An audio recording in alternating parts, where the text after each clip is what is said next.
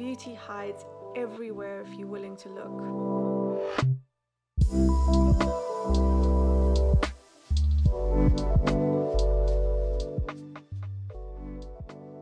The last time beauty made me feel good and cared for is, well, whenever I go to my allotment, which is the community allotment behind my house.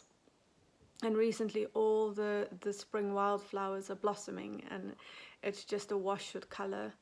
But I think the thing for me there is really just the beauty of space in a part of London that has very little greenery or capacity to be in nature.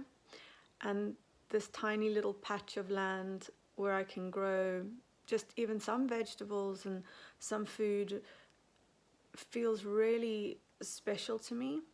And I think the other part that makes it very beautiful for me is that it's a space for the community. It's by the community, it's cared for the community, and it's brought people together like I've not seen any other time since I've lived here. So it's an incredibly special place.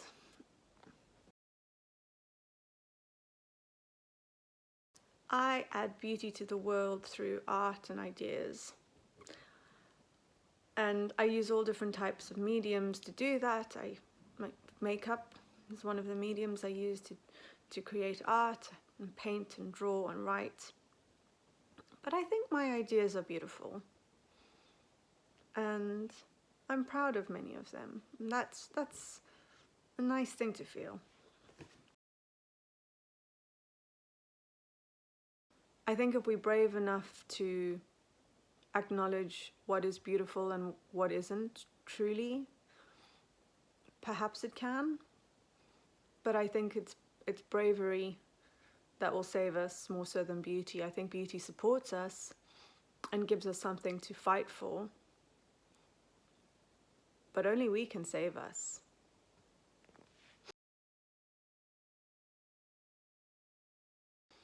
When you say beauty, I say colors, flowers, smells, paint, the imperfect, unusual features, freckles, dimples, uncomfortableness, grayness, concrete, fractals, friendships, sunlight, the sound of the ocean. There's so much, it's just everywhere. My first memories of amazement as a child would have to be smell. I remember smelling very vividly the rain on the tar and on the grass, and the smell of the forest, and the smell of colour.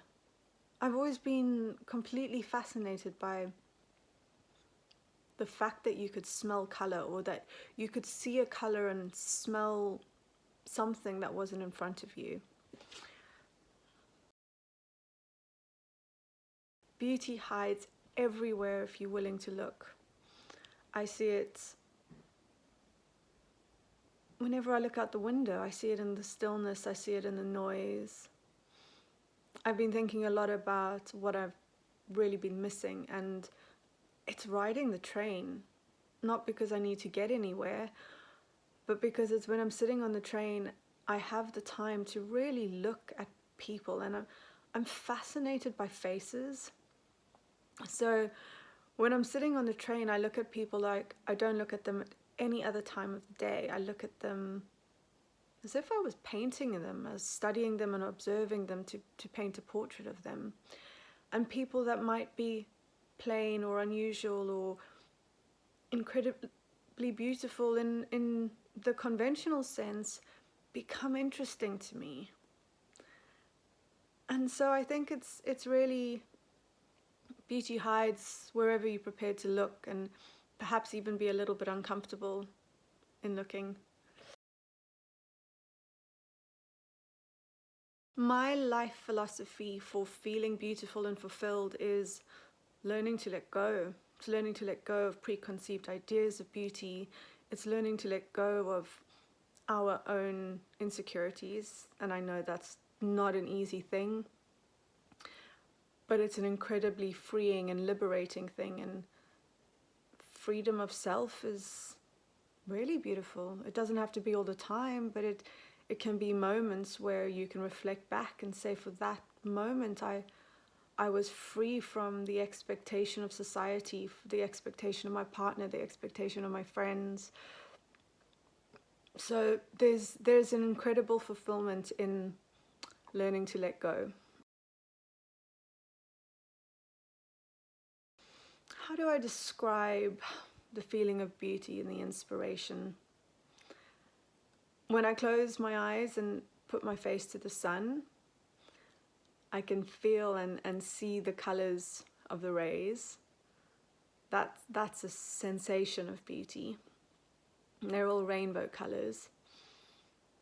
I think there's beauty in the stillness, in the early morning when the world hasn't woken up and you are just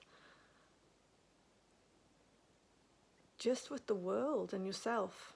I love those moments, the quiet moments.